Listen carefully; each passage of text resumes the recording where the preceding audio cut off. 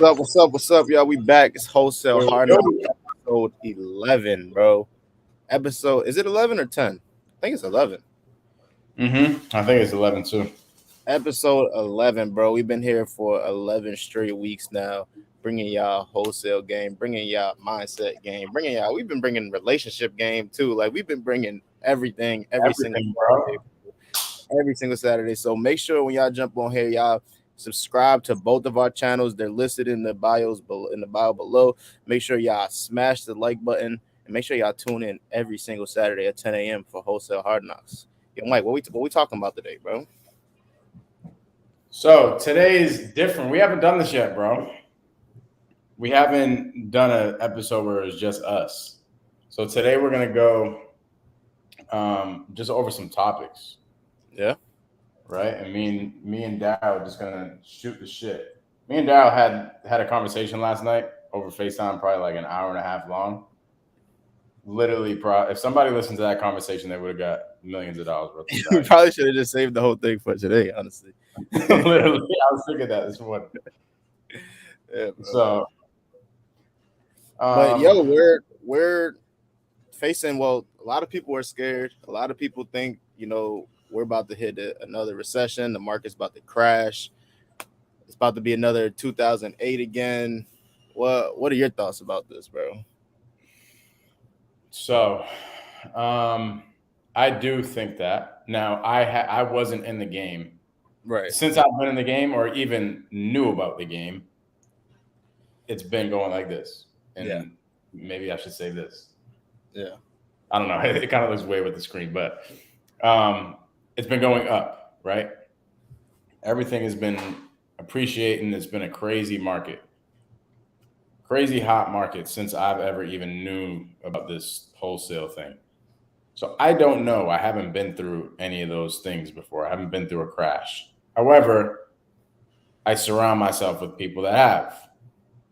And I listen to all my mentors that have been through this and that have been in the game. And those mentors know people that have been in other crashes. One really, really big thing that stuck out to me, I think it was last week. Yeah, last week I was on a coaching call and Cody Sperber was talking. And Cody Sperber was like, yo, literally 4 hedge funds pulled out on our deals today. And one day he had 4 hedge funds back out on deals that were in escrow. And when they do that, they're walking away from their earnest money. I mean, at the end of the day, they're hedge funds. They got a bunch of money. They don't really care about $5,000-10,000, whatever the earnest money was. But still, that tells you something. Like, hey, I'd rather not do that deal than do the deal. Yeah. Rather lose the earnest money. And here's why. Here's why they're doing that. What these hedge funds do is they put their money in the stock market.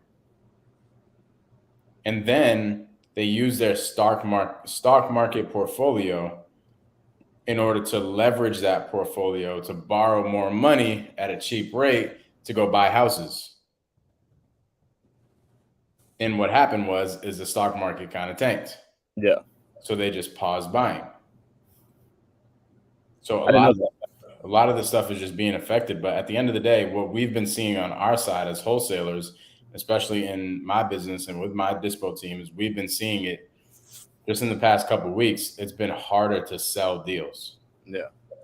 Like my dispo team had, I think, 2 or 3 contracts in the past 2 weeks that they couldn't find a buyer for. And that's not like them. They haven't had that. They're like 100% ratio of hitting deals and selling deals. So, and I think it's interesting, bro. It's definitely interesting because majority of people who are in real estate today, wholesaling, I'm gonna say today, have not been through a crash.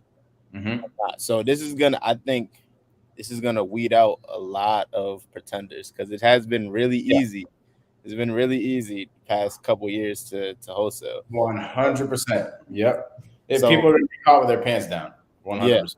Yeah, and if you're not ready and if you don't got a game plan and if you don't know other strategies, well, wholesaling is always going to work, right? The thing with wholesaling, you just need to get prices. You just need to buy deeper, right? You need to get right. And so exactly, you're going to have to know sales and you're going to have a good dispositions team selling your deals. Yeah. So you're actually going to have to like start incentivizing buyers for some sort of reason. Like, hey, us on the wholesale side will cover your closing costs or whatever. Yeah. Like Make it creative. incentive, right? Yeah. And And this is also important to have a good relationship with these buyers. very true. Honestly, though, I don't think it's going to be as bad as the last crash. I really No, don't. And yeah, like just doing like some research and stuff like that, like as obviously, like you said, we haven't been there, right? Um, there are there were way we still have I think like there's still a housing shortage, in some right? markets, yeah, In some markets, like back in 2007, 2008. If I'm wrong, somebody correct me. There was like a way too many houses, like too no, many exactly. houses. The interest rates were crazy. There were so many adjustable rate mortgages back then. It was like 10 million adjustable rate mortgages, something like that, right? And a lot of people were getting caught up in those, bro. Especially if you're living in property and you don't have a plan for that adjustable rate, Yeah, that can crush you. So yeah, you're adjustable rate mortgage, if y'all don't know what adjustable rate mortgage is you have a set interest rate on your mortgage for a certain amount of time, and then after, let's just say 5 years, that interest rate is going to go up. It has the opportunity to go up, right? And there's no telling when, how much is going to go up by. Like you have a cap, right? But there's no telling how high it's going to go at what point. So that's scary, especially if you're living in the property and you don't have a exit strategy, right? If you're investing, like I'm closing on an arm in a couple weeks, and I have a plan to sell it at 5 years. Right, I'm just gonna sell it as soon as my prepayment penalty is up. I'm just gonna sell the property or refinance. So like you need to have a strategy if you're gonna do something like that. But I don't I don't think it's gonna be as bad, especially not right now. Right. Like I think me personally, I definitely see like houses selling for less, they're staying on the market for a lot longer. Um Pace I put that message out saying like slow down on your flips, right? So I don't think flipping is dead right now, right? I think wholesaling and flipping will still be good. You just need to be very strategic about it. you have to Um, know what is a freaking deal. exactly, That's it. exactly, And this is exactly. what you said. People might get caught with their pants down because they don't know what is a deal. So people Yeah. have just been calling sellers and they're like, all right, this number. Cool. Send it out to the dispo team. Or let's Send it just, out to a hedge fund or yeah, iBuyer. let me send it to a hedge fund who's going to buy it at freaking 100%. Yo, that doesn't happen. Like when I Yeah, learned this business, I had no idea about hedge funds. yeah, It was like the old school buy 75% minus repairs of ARV. Like that's why, like the fix and flipper that I learned from in the beginning, that's what he taught me, right? So those are the numbers that if you're hitting, think about it like this: most fix and flippers who are going out and getting hard money, they're going to need the deepest discount, yeah. right? So if you're going off of those numbers and you're able to lock deals off of those numbers, you're going to be able to sell it. Does that make sense? Yeah. Because if you're just going like, hey, maybe a hedge fund might buy this thing, you're going to be screwed. Right. And bro, honestly, right, like there's always a real estate has a cycle, right? There's four phases in real estate, right? And we're about to hit that recession stage. Like we're kind of like in the middle of that phase three, phase four. But this happens all the time, right? So like most investors, newer investors, they get scared of a recession, but seasoned investors, right? They understand that this is going to happen at some point, right? So you just need to be prepared and you just need to buy differently, right? So like wholesaling will always work no matter what phase you're in. Mm-hmm. Creative finance will always work no matter what phase you're in, right? Yep. So like people are like most buy and hold investors, they may be they may be screwed, bro. They may be screwed buying properties because the interest rates are going to be crazy soon. Like we got approved the one at 9%, right? Like that's insane. I know there's people getting lower ones, but that 9% is insane, bro. It will kill the cash flow on every deal, Yo, right? probably couldn't do the Morby method deal up here in Exactly. Boston. We underwrote a couple of them with that. So like it's bound to happen. But if you're buying creatively and you're just taking over these mortgages that we just seen over the past 2, 3 years, right, where it's 2%, 3% interest rates, who cares? Who Take cares them what the over, market rates bro. Bro, what I've been doing like crazy, and literally, I'm supposed to lock up one last deal today. Actually, maybe even two. I almost did a deal a day this week, and what I'm talking about. one of the main things that I did this week was just hammering the market crashing in my sales. I love Like, it. yo, use it. There's such a good video that Pace had in the beginning of coronavirus. He actually put it on YouTube, and it was him in a buy appointment talking to the sellers about coronavirus and how it was going to mess up the whole market. Oh yeah. Yo, instill crazy doubt into your sellers. Especially these tired landlords. I've been telling my team this, like, um, and Don Rich actually spoke about this in Morning Mindset Coffee the other day, where like we're painting the picture and planting the seeds of doubt to these tired landlords who've been building equity for 30, 40, 50 years, right? And maybe not 30, 40, 50 years, but a long time they've been building equity, right? And they need to make a decision. They're already halfway out the door, right? And they need to make a decision. Are you going to lose all your equity So and so keep so, the so let's, property? let's let's do this really quick. So Daryl, you're a tired landlord, right? Yeah, And you've been in the game since like 1995. yeah. Hey, Daryl, I mean, what happened on the last time 2008 happened? What happened with you and your business? Just curious. I haven't been there yet. I'm a newbie, so I'd love to be taught the game. Shit was scary, man. I lost all my equity. We lost all my equity, but I was able to cash flow, so I just kept these properties. Holy crap! But you were okay. Yeah, I was good. I was good just because I already had cash flowing rentals. So like they kept cash flowing. So what if that happened again? Would you want to just take advantage of the market before that happens? Now that you're kind of on your way out. 100%. 100% because I don't see myself keeping these properties for another 10 years. I don't see myself being alive for another 10, 15, 20 years. You know? I hear you. Well, Daryl, we literally just got a loan back, and it was at 9%, and it killed our deal. We had to back out on the deal, and these interest rates are just like absolutely crushing the market. I mean, I'm like I said, I wasn't here for 2008, but I hang out with all my mentors and everything that have, and they're like, "Yo, the crash is coming." So, don't you think it might be a good idea to sell these things ASAP? Yeah, I think that is actually a great idea, man. What are you thinking? See, like, bro, it's just instilling freaking doubt into the seller's mind. So they're like, holy crap, I do got to sell this thing. Yeah, and it's helping them, like asking those questions, asking those types of questions is helping them come to the solution themselves, right? Like it makes them feel like they came to the solution themselves. When really we just led them that way, right? Like I know you follow Sandler, right? And that's pretty much what they talk about in the Sandler method, um, which is awesome, bro. And like we need to plant seeds of doubt because like, and it may seem like it's wrong, but it's we're not lying to them, right? Like we're helping. Yeah, here's the thing. I don't want anybody thinking right now Yeah, that it's like manipulation because it's not. it's not. It's, dude, I truly believe this shit. If Yeah. Daryl's a tired landlord and he's about to be out the game and the market tanks, why the heck wouldn't he sell this property right now? Yep. But you have to go about it in a way that he convinces himself. Because as we all know, a man convinced against his will is of the same opinion still. So it's like we got to lead them down that path. But yeah, man,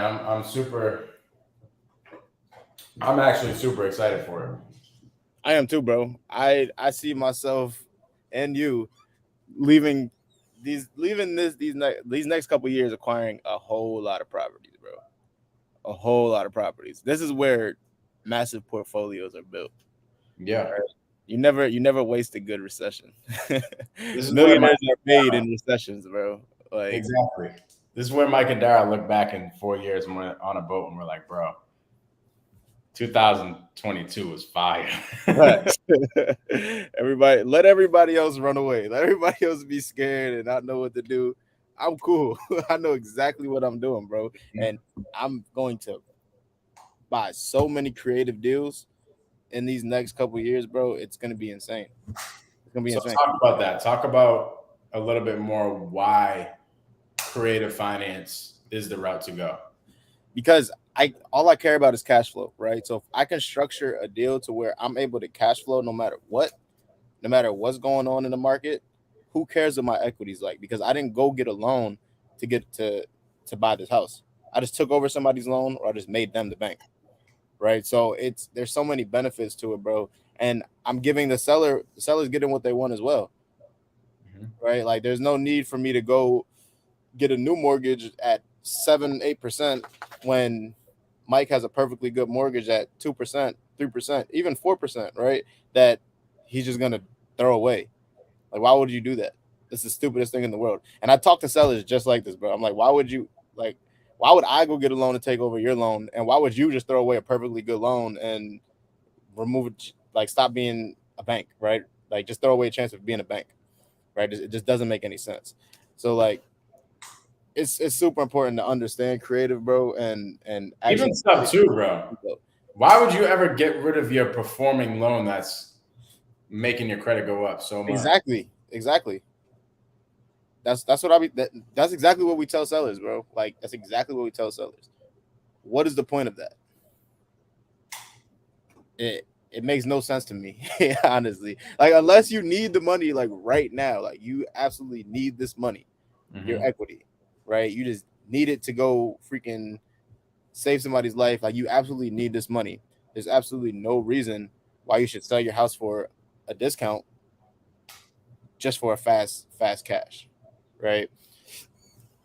I I tell this story to sellers, and I'm pretty sure this is a Pace story, um, but I like kind of took it and made it mine a little bit. But I do you ever have you ever heard of it, the fruit tree story?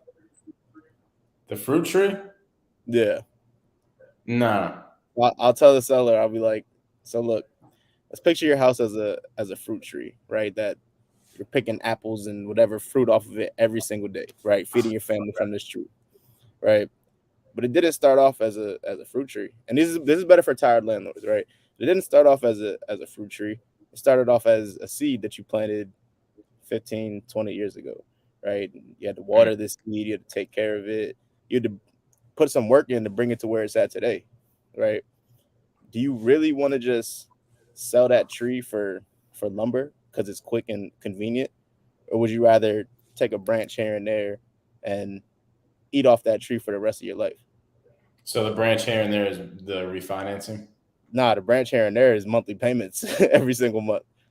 Oh, gotcha, gotcha. You're talking Yeah, to a seller. talking to a seller. Yeah, Yeah. I tell them that, and they be like, "That makes sense. That makes a lot of God, should Daryl write a book or what? sense." A children's book, just telling stories. So what's how's Daryl getting his team ready for the crash? Man, we're just gonna pound the phones, and we're going to really brush up on our creative strategies a lot. Like we're gonna be pitching a whole lot of creative. And I told my team like, look, we need to be offering 50% of Zillow. Like that needs to be your first offer all day, and we should be locking deals up like 66% of ARV, 65%, 66% of ARV. Um, get them as deep as we can, bro, as deep as we can, and just helping them, just telling them like the stories that we're talking about now. Shout out Richard Knowles in here, legend. Um, just the stories that we're telling now, right? Just planting seeds of fear into these sellers and seeds of doubt of losing everything, right? Losing everything that they built up. Um, and we do that a lot anyways, right? So like when the market was hot, right? The way we overcame the objection of the market's hot, I'll just wait a few months until the prices go up. We would say, okay, well, in a few months you still need to buy another house too, right? So those prices went up as well. So what's the difference? Mhm. Right. So like it's kind of the same thing. Prices are going down now, right? So we can plant seeds of Right. doubt to these sellers now. So yeah, bro, just keeping them updated on like what's going on, and it's a learning experience for me as well. Like I'm doing research on what happened in 2008, right, and what happened during those times, what happened before that time, right? Because history repeats itself, right? It's the same things that happen that over and over and over in real estate. So just getting prepared for it as much as I can, so I can relay messages and keep everybody cool and calm and you know doing stuff like that. Yeah, bro. Literally, um, we are hammering the phones. Yeah, I don't give trust a me. shit about nothing else. Yo, just hit your freaking KPIs plus some, like times two. Hit your KPIs times two Yep, and absolutely flood the freaking phones. it's Like, I important. don't even care how freaking good of conversations you're having. Just talk to as many freaking people every single day as possible. That's real. And like, I'm really revving up the freaking sales department. And bro, when you put the work in, no matter what, it's gonna show. Yeah, I agree, bro. That's Tell them something that we talked about yesterday. It was so freaking interesting. So, for anybody listening who doesn't know what a KPI is, it's a key performance indicator. It's like, okay, if I do this many calls, it's going to land this many contracts, essentially. And me yeah, and Daryl were having a conversation last night, and he was like, after a certain amount, go ahead. You're going to know where yeah. I'm. So we broke the math down and we reverse engineered it, right? And I got the Pace told me to do this, right? And we reverse engineered it and we came up with, if my acquisition people are making 50 calls a day, that's $52 per call. So we broke the numbers down from how much they'll make in a month, like how much they made, and we took the highest month that they had, right? We broke down the numbers. Okay, you made this much this month, and we broke down the calls. How much money you made per call, right? And it came down to $52 per call, right? And that's because they were making over 50 calls a day, over $50 a day. They were hitting that number, right? So it's $52 per day. But once you're if you don't hit 50, say you hit 45, that number drops to like $20 a day because they're not getting deals at that point, right? Like for some reason, once you hit that 50 and over, the more deals come, right? I don't know why. It's just talking to more sellers, right? You have more of a chance. And once you hit that number for 50 in our business in particular, right? 50 calls a day, that number of that they're getting per call is $52 per call. So I I told my team, like, just picture me standing right next to you. Every single call you make, I'm giving you a $50 bill with two singles right on top of it, just slapping it down next to you. Right. Yeah. They're making calls now. They're Yo, making what do you think like a younger version of Daryl would be doing if he heard that? bro, I'd be on the phone 24/7. Like, cause I mean, bro, I'm different though. Like I'm a I'm good calling guy. 300 motherfuckers a day. Exactly. Exactly. You know what I'm saying? Like, I'm on it. Exactly, bro. So yeah, man, it's just different ways to get your team to perform, right? Like, and that's why I'm super grateful to have mentors, bro. Like, I would have never thought to do anything like that if I would haven't asked Pace a question, Yeah, right? Like, it's crazy, bro. We need dude, to get him. We need to get him on here. we have to. He has literally just moved the needle in my business. Every single time that I have a conversation with him, it's like 10x Yeah, every single time. And I'm like, what the heck?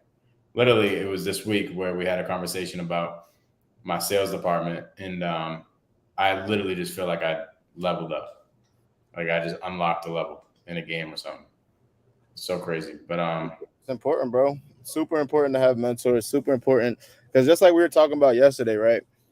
Every with new levels is new devils, right? So there's always a problem that needs to be solved. No matter what you're doing, it's always a problem that needs to be solved.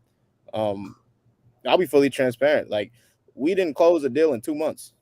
I just closed a deal. I closed a deal last week, right? But 2 months before that, didn't close any deals. We had contracts, right? But a bunch of stuff was just we had probate issues, we had pre foreclosure issues, getting loan modifications. We had a bunch of stuff that we had to deal with. Like, we have 13 properties under contract right now as we speak, but nothing that closed in the past 2 months, right? So it's always like, why are we? What can we tweak? What can we fix to make this a machine, right? And just having mentors, they help you boost that learning curve, you know. Um, Because they've either done it or know somebody that done it. exactly. It's like a cheat code. It's a freaking cheat code, dog. Yeah. So one thing that I got out of the call this week is Pace was like, "Hey, your sales team should be coming to you maybe an hour a day, right? With time blocks, with like maybe 15-minute increments to talk to sellers, and that is their training."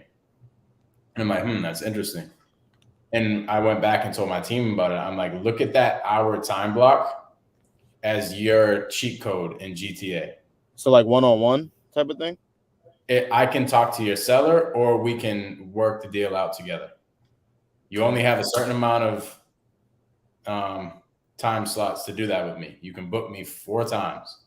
And all those 4 times essentially are your cheat codes. I like that. Right? It's like putting in a little cheat code. It would literally just be like having Pace as a cheat code. Yeah. You think about when you were in the beginning, just generating leads yourself, and you're like, "Crap, I don't know what to do with this seller." If you just had 4 time blocks of Pace to say, "Hey, can you call the seller for me and lock it up for me?" That's a cheat code. Yeah, I like that. So, bro, on to the next topic. What the heck are you about to do? I'm moving, bro. I'm moving out of the East Coast, dog. I'm about to. It's still. If you guys are in sub 2, y'all know where I'm going. If not, don't say nothing. I mean, if you are in sub 2, don't say nothing, right? But out of that time, I will be living in an RV for a month. Well, I'm gonna be living in an RV for longer, but I'm gonna be in the middle of nowhere for a month, calling sellers, getting deals done, just doing a business, right? I'm gonna document everything. So it's gonna be really fun. I'm gonna I'm gonna stream everything just like I'm doing now. Stream everything. It's gonna be fun. But honestly, Daryll, I'm where I'm moving to, and I'll make an announcement one of these days. But it's the power of proximity, bro. Like just being around like-minded individuals and just making a change, bro. This is gonna be a life changing move, and I'm really really excited for it, bro. Really, really I'm excited for you. appreciate it, bro. It's gonna be dope. So, what's your goal in that month? Yo, my goal is to keep my head down and just work. Honestly, like my goal is to like I don't even want to put no like numerical values on it, but really like I want to use this time to just like get back on track, right? Mind, body, soul, get everything back on track and just like come out like a new beast, bro. Like just a whole different beast. That's gonna be a dope month, bro. It's I'm gonna be crazy. curious to see where Daryll goes. It's gonna be crazy, dog. I'm excited, man. We got a question in the chat. Just curious, why do people like high equity lists so much? I'll be honest, high equity lists stink. You don't like high equity? Not if we're just pulling high equity. Yeah. We tend to see like no leads when we do that. I got my first deal off a high equity list. It wasn't really like, and it was a really big spread. I think that's why people like high equity, because they have a lot of equity, but they're still like I'd like to tag it with another problem. So I did like that's exactly what I was just gonna say. Let me not say high equity stinks. I think it's just one of the filters that you use when you're adding more payments. Yeah. Like high equity pre-foreclosure, high equity tax lien, Right. high equity, divorce, something like that. You know what I mean? Those are crazy lists. But when we pull a very big, broad list, like if you just do high equity, it's a massive list. Yeah. And it's hard to pinpoint all the leads. So it takes a while to generate leads. I So think mine was high equity tired landlord. The first couple deals that I got was high equity tired landlord. yeah. Um, and I got it was either high equity tired landlord or absentee owner. I think it was tired landlord though, but people like it because there's big spreads, bro. It's huge spreads. Like Hmm. people have a whole lot of equities. There's a whole lot of room to strike a deal. Um, Yeah. and he said, But what exit strategies would you use with high equity? So your exit strategy, your seller finance or Morby method, it's not really based on the list that you pull. It's based on the problem that the seller has, the problem that you're solving, right? So you can't buy a list expecting like, oh, this is going to be a good sub two list, right? Of course, pre foreclosures that's main. You can do it, get uh, a lot of sub twos on a pre foreclosure list, right? But majority of these other lists, you just need to understand what their problem is and understand what the best solution is that will solve that problem. So don't go into like buying these lists and getting and calling these sellers with the strategy in mind already, like on your first call. You want to understand what their problem is first and what strategy is going to solve their problem. that's really good advice. Yeah, Yeah, because you're gonna pull some sort of list, like a pre-foreclosure list, and sometimes you get a lead that really isn't a pre-foreclosure. Like they might have just caught up their payments, but they do have some other shit going on and they want to sell it. And right. they have some equity, so it's a different type of deal. Maybe it's a cash deal, you know? Yep. But yeah, bro. Yeah, man. I'm moving. I'm actually getting on the flight today, so today's episode will be a little shorter than usual. I Well, gotta you're get getting ready. on a freaking move today? Yeah, bro. I'm Okay. out. I'm out, bro. Out of here, man. So it's exciting, bro. Just like the person who I'm gonna be staying with, and it's gonna be Yeah. like it's just gonna be insane, bro. Like it's just gonna be insane. So is like the stuff that I'm about to learn and the energy I'm gonna be around, the energy that we're gonna be able to bounce off of each other, right? Is just going to be crazy, bro. It's gonna be crazy. Like Whole different people person. aren't gonna. I almost want to just get off of social media for this month and just like come out different. But it's it's a necessity, right? Like I can't just stop posting, right? I You can't have to name your IG name to the Dow Ellison. be Daryll Ellison. Yeah. That's all right. I was actually thinking about that or something else. I was thinking about a couple things, but yeah, bro. I I've been definitely been thinking about just like coming out and just like just being different, bro. Just being a whole different beast, bro. Um, Mike, you got a question, bro? There's a question for you in the chat. What are the three lists you'd recommend for 2022 in mass? Anywhere in the country, the biggest list right now is pre foreclosure. Now, with that being said, any list is a good list. Yep. So, like, pre foreclosures are crushing it right now because foreclosures in general were backed up for a while because coronavirus stopped them. So now they're coming in like hotcakes and the market's tanking. So pre foreclosures are really going to crush it.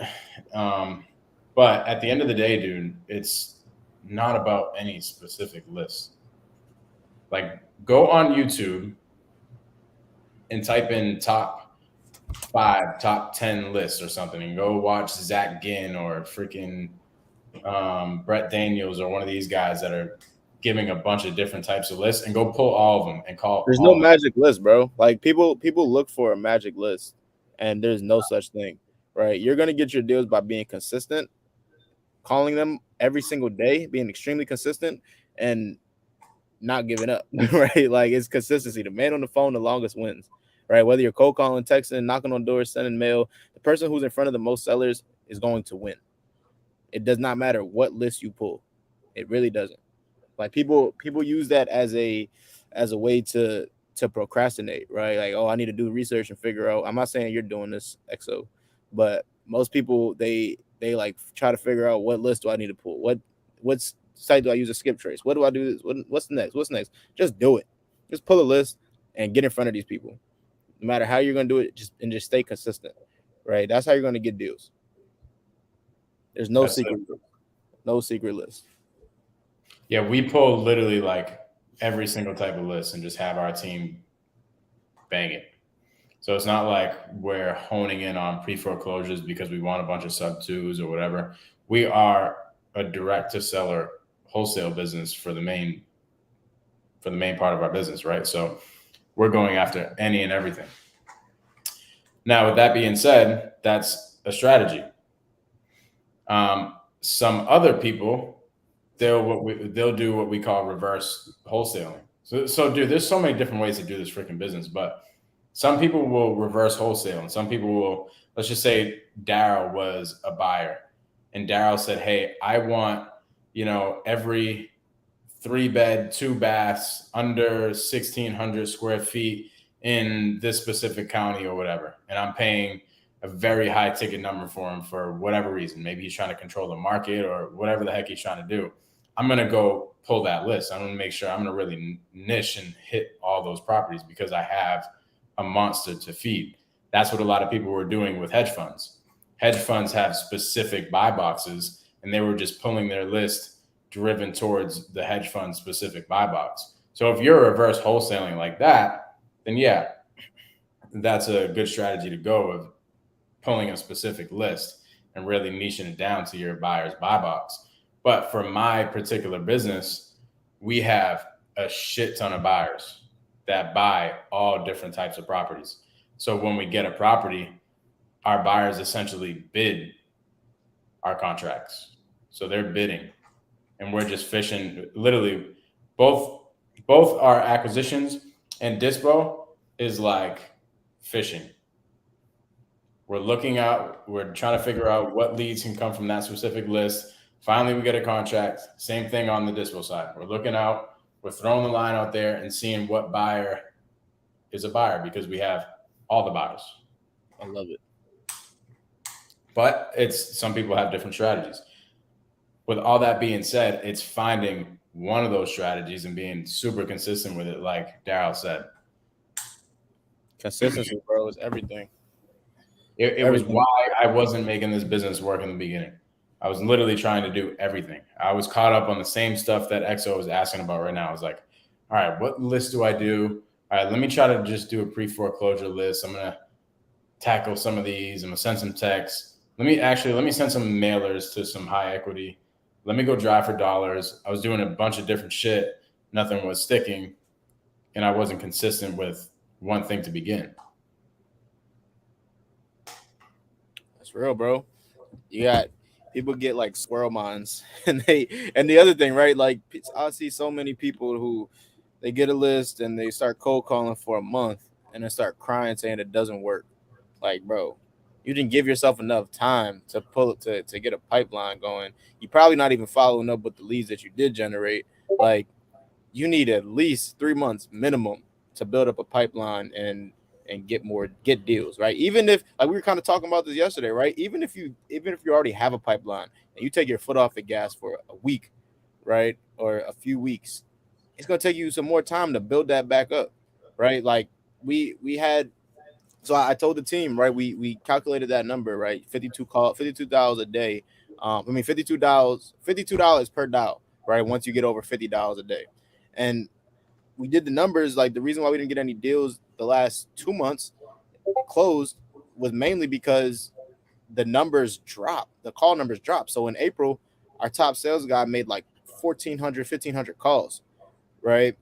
And the next months after, he made like 400, 500 calls, right? So that like slowed things down extremely, especially for them, right? Like they're wondering, like, why didn't I get a deal this month? Well, because you didn't make as many calls, right? And like they're directly correlated. So if you're on the phone longer than the next man, you're going to get the most deals. It's that simple. Here's like, to put it into perspective, here's why that is the reason. Is because as you're making all these dials, you're building a follow-up pipeline. And the follow-up pipeline is where your money is actually made. So Yep. it's not, I think here's what happens. Here's people will go in and start hitting their KPIs the first week or two. And they're like, what the heck? You told me if I did 100 dials, I would get deals. But all you're doing in the first couple weeks is building up the follow-up pipeline for the weeks to come. Yep. And those are going to be contracts. Your deals don't come from the first KPIs. They come from your follow-ups later on. So you have to put in the hours. That way you can fill up the follow-up pipeline for later. And then all of a sudden, what you're going to see is week 3, week 4 comes up, and you're going to start foreseeing deals, right? You're going to wake up Monday morning and be like, oh, okay, yeah, I know these ones are kind of ready. I'll probably get that one done this week, maybe that one next week. And it's a timing thing, bro. Like we just added a new guy onto my team yesterday. He's been in sub 2 for a while. And he made a good point. He's like, yo, like you really don't know. There's like no like rhyme or reason why these people pick up when they pick up, right? You just have to keep calling every single day, and just one day they're just gonna pick up, right? And the time is gonna be right. Like you may talk to them this month, they're not ready to go because they need to buy a new house or whatever, and then you call them back 2 months from now, they already have that house, and now the house that you were calling for is sitting vacant, right? Now they're ready to go, right? So there's no telling what the situation's going, but it's a timing thing, right? So like that's why it's super important again to call every single day, bro. Just be on the phones consistently. Even if these people aren't answer the phone, continue to call, continue to call, continue to call, because you don't know what's changing in their lives. Things change every single day. Bro, this is so crazy that you're talking about this. I went on an appointment this time, probably even earlier than this time last year. So we're talking about over a year out. Okay. Yeah. And I go to the property. The property's like fully gutted. And this guy's an investor himself. He's a contractor, has a bunch of properties. And we just couldn't come to terms on a number. So I'm like, all right, yeah, no worries. I mean, you got a bunch of other properties, but it doesn't seem like you're looking to sell anytime soon. We'll stay in touch. Right. He's been in our pipeline since. This week, we just locked up one of his properties. We've been in contact with this guy for over a freaking year. And here's what happened, dude. He's essentially dying. Like he's going through it. Like he has cancer and he's not doing well. God bless his soul. But I went and met him last week at one of his properties, and bro, he looks like a whole different person. Like dropped 70 pounds, just looks like shit. And I'm like, damn. So exactly what Daryll was saying, it's a timing thing. Yeah, bro. It's crazy, man. How was your week? You had to put some fires out or what? Yeah, man. What's happened? Let me tell you guys a quick story of one thing that's happened in the past couple weeks. Interesting. So you guys don't run into this bullshit. So me and my business partner, we had 2 different LLCs, and we were waiting on the other one to be created. So we were writing contracts under 2 LLCs. So it was A LLC and B LLC on the purchase and sale agreement.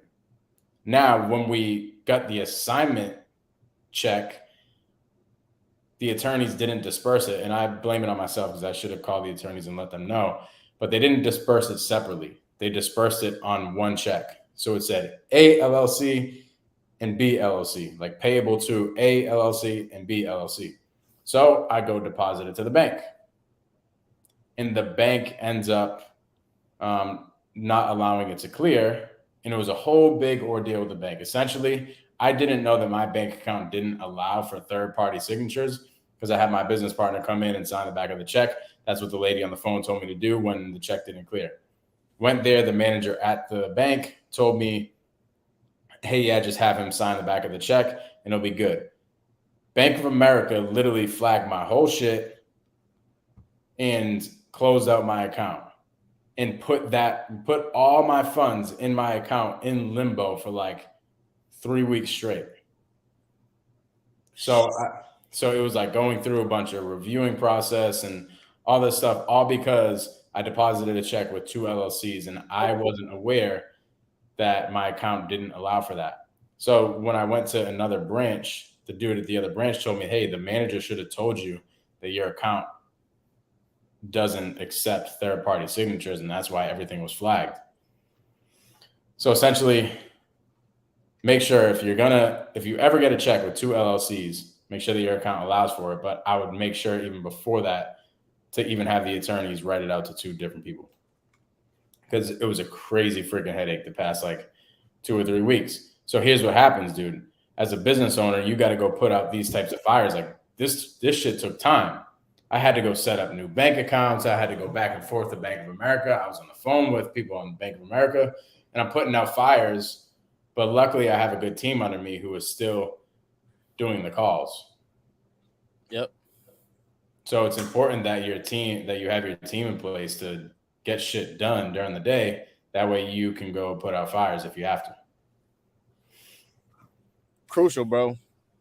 Crucial. And like even do things like just spend time with family, right? Like having a team in place is super important for that, bro. Like Mm-hmm. um I realized that the other day. Like I was hanging out with my grandparents, spending some time with them before I head out, and I'm just thinking like, yo, I wouldn't be able to do this if I didn't have a team in place, right? So starting off, you probably got to do everything, right? But you want to scale out and find a team or build a team as fast as you can.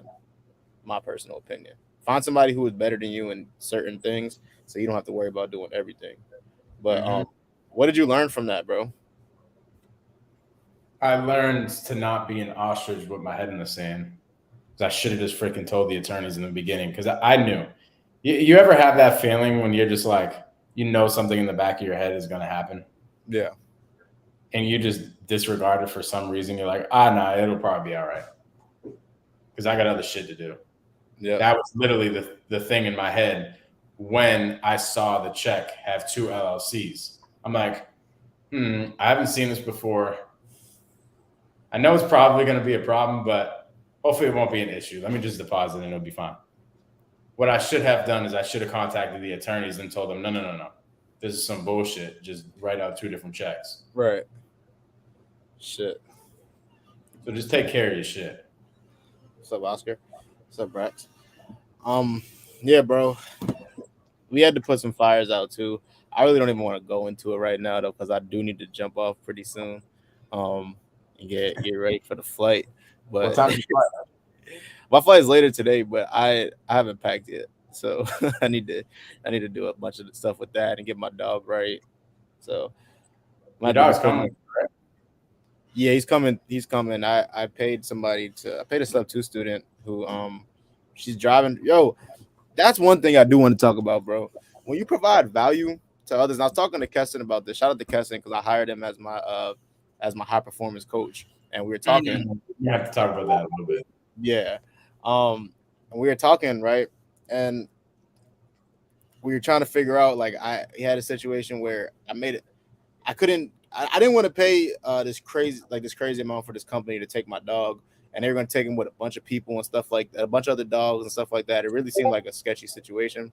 So I was trying to get him on the plane with me. He didn't get approved as a as a service animal because he'll when he sees another person like he wants to go play with them, right? And they were like at TSA, they're going to need him to stand right by your side, and if he doesn't do that, he's not going to get on the plane. And I'm like, yep. Well, that's not going to work at all. So I had to find another solution. I made a post in sub two, bro, and I had a bunch of people reaching out, willing to help, willing to drive him across country, willing to drive me and him across country. And I was just thinking, I was talking to Keston about it, and it's like, yo, when you provide value to another level, when you provide a certain amount of value to people, they're gonna want to provide it back. Mm-hmm. People that I've never spoke to before have reached out to me. Like the girl who's taking it, shout out to Dawn Walker. She's driving from Texas to PA to Arizona, back to Texas. And all she asked for was for me to cover her gas and buy her a couple nights in a hotel. Obviously, I'm going to pay her more, right? But that's all she asked for. Holy crap. bro. And she says, you provide so much value in the community. I want to provide it back to one of the leaders. And I was talking to Keston about that, and it's just like when you provide value to the next level, it's gonna come back. It's gonna come back to you, right? And I actually seen a post, Alex Hermosi, he posted today, and it's kind of similar, right? And he was talking about, he's like, if you want somebody to do something for you, right, you kind of have to, you got to do something for them first, right? Like, not, don't do it expecting to want something back from them like right away, right? But like, say if you want somebody to help you move, right? One day you offer that friend to take him to the airport or something like that, right? And a couple weeks down the line, you ask him to help you move. It's nothing, right? It's a no brainer because you already provided value to them, right? So like, if you just provide value on a constant basis, not expecting anything in return, because I don't expect anything in return, bro. When I provide value, when I drop these videos, when I help other people, right? I don't want nothing half the time. I just want to provide value, right? Like, even to the point where like I'm having some mindset issues where people are telling me, yo, you need to make like a ebook or a course and charge for it, right? And I'm like, nah, I just want my stuff to be free. I just want free game, give out free game. But I am going to drop an ebook though pretty soon, and I am going to charge for it because I do understand it now. But like, that's still providing value, right? So like, just providing value to others, bro, it's always going to come back tenfold, right? So if I can leave y'all with one lesson today, is provide as much value as possible, because you never know who you're affecting. Honestly, you don't know who you're affecting when you're just doing it at a massive level. And then two, you don't know when you're gonna need value in return, right? And once you provide that much value to other people, it's just gonna come back. Like, I could literally go down that Facebook post and pick out of the people who offered to help, bro. You know what that does, bro? It creates two things. It creates your actual Rolodex, like in Yeah, my freaking call logs, who I can call when I need something, when yeah, something needs to get done. That's what it does, because you have really good relationships with people because you've just been pouring and pouring and pouring into people. Like, yep. could you imagine the Rolodex Pace has? Pace Oh could yeah, call somebody and be like, boom. Actually, Dan freaking Fleischman yeah, like provides value to so many people to the point where he has an actual Rolodex that he can go on his phone and call somebody and get freaking Paul Pierce or Deion Sanders at an event. yep. And it's like you want to provide value to the level that when you do make that call, people will drop everything to answer that call. I Right. guarantee you, Pace calls you right now, you're gonna answer the phone. I'm out to AZ, bro. You're gonna answer the phone. Exactly. It doesn't matter what he asks you. Pace Probably called gonna me and said, "Yo, Mike, I need you in AZ today for X." I'm like, crap, I gotta do. All right, fuck it, I'm there. you're gonna go. You're gonna go. Right, Like, bro. So it's the actual Rolodex, but even more importantly, in your situation right now, it's your silent Rolodex that you don't even know, yeah, because yeah, you don't put so much value out that you're affecting people you don't even know. yep, Like, literally, Pace could call somebody that actually not even call somebody. Pace could put out a post and somebody would reach out to him and freaking go fly him out somewhere if he needed yeah. to, It's real, bro. because he has affected people at a different level, to the point where he doesn't even know the people he's affecting, and Hell that's yeah, what he's doing, bro. It's fire. hell yeah, bro. So could you? I know you got to run really quick, but I want to hear about what's going on with you and Keston. Oh yeah, he's my high performance coach, bro. So it was crazy because we had our first session on Thursday, and he asked me, what do I think is wrong, right? Because like, bro, everybody has mindset issues, right? Like, I had somebody text me the other day, and I told them like, yo, I've been dealing with some mindset issues the past couple of weeks. He's like, what the hell mindset issues are you dealing with? You're crushing it. And I'm like, we all got mindset issues, right? So I was talking to Keston about it, and he's like, well, what do you think is the issue, right? Why do you think you're not doing what you're supposed to be doing? And I told him, like, I don't think my purpose is big enough, or else I would be doing it, right? Like, I would remember, like, okay, this is why I'm doing what I'm doing, and I'll go ahead and make it happen, right? And he's like, I don't know. So he starts asking me questions. Like he asked me a list of questions, asked me to rate them from like 1 to 10, right? And by the time we got to the end of it, we found out that the things that I thought I needed to work on was really not that at all. It's things completely different, right? Completely different. So like I would have been chopping at the wrong tree for like all day if I didn't do that activity, right? Now I know exactly what I need to work on, but Yep. otherwise I would have been working on the wrong thing that's already there. Like it's already good, right? So having like an extra set of eyes and somebody who's already like performing at a high level, super important, bro. I'm super excited for our next sessions and to keep it going. That It's is so dope. That's powerful, bro. That yeah, happened to me. Literally, yeah, that all that I have with Pace, the Q and A that he was doing, I hopped on there. I swear to God, I feel like I just unlocked a new level, and it was the same thing. It's another set of eyeballs on your life and yeah, another perspective. And you're like, I didn't even think of it like that. And I would have been doing the same exact thing, chopping at that tree. But here's what happens. You can learn that way, but you have to chop down that tree. And the tree finally yeah, falls. Why don't I just go get somebody with a freaking chainsaw? yeah. You Super know? So important, bro. Like I don't mind. Like I stopped asking like how much do things cost, right? I start asking how much value does it bring, right? So I don't mind paying for something like this if it's gonna bring me value every single day, right? I'm like my man's put made a post the one day. He's like, "Yo, if I could show you how to make $1 million, would you pay me 1,000?" And I'm like, "All day. Like, why wouldn't I?" Right? And most people don't think the about the second part. They don't think about the $1 million part. They just think about that entry fee, right? How much do I need to pay to get into it, right? But that's the you think you're asking the wrong question, right? I ask people that all the time. People ask me like, how much is sub two? I'm like, you're asking me the wrong question, right? That's not the right question to ask. Your right question to ask is how much value did sub two bring to you, right? And that number is infinite. That number is infinite, right? So the pennies that we pay compared to what we learn is just insane. So if y'all are scared to get coaching and pay for like mentorships and stuff like that, make sure you're going to the right mentor, obviously, and you're getting somebody who's actually going to provide value for you. But bro, don't be afraid to drop some money for mentorships, masterminds. I know Mike does it. Mike does it. You're in a few masterminds. You're in a few mentorships, right? I do it.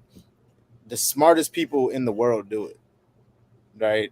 They talk about it in Think and Grow Rich. Like you need to have a mastermind group where you meet up with people once a week, once a month who are high level thinkers, and you guys can bounce ideas off of each other. And the reality is, you got to pay to get into those rooms. You got to pay to play because they're protecting their energy, I right? They think don't. the second one is more important. So what? The second one is more important. What's that? You got to play. You Yeah. got to play full the fuck out because if you don't, here's here's a quick story. I joined a radio ad mentorship. It's $5,000. I didn't do one freaking thing with it. And my little sissy mindset was, yo, this mentorship stinks. They don't teach me nothing.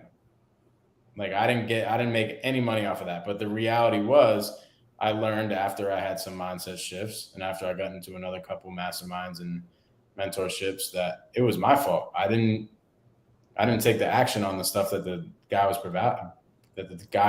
providing. Yeah. Come to find out, I run into somebody like a year later who joined that same exact mentorship and is making $1 million a year off of that mentorship. I'm like, Mike, was it you? Was it the coaching or was it you? Definitely you. You got to It was me, take dog. action, bro. You got to take action. That's it. So if you pay for something like sub two and you're asking, hey, how much does this shit cost? You shouldn't even ask somebody that. You should only be asking yourself one question. Am I going to take the action that is needed? Yep. to even make my investment back. So good, bro. Yo, I gotta bounce, dog. So yo, if it's y'all first time on here, make sure y'all subscribe to Mike's YouTube channel. Make sure y'all subscribe to my YouTube channel. They are listed in the bio underneath. Our Instagrams are also listed in there. Make sure y'all follow both of us on Instagram. We are coming live every single Saturday at 10 a.m. Eastern time. Bringing guests on. We're gonna have great real estate conversations. Wholesale Hard Knocks. Y'all been here before. Y'all see how we do it. We out of here. I appreciate y'all.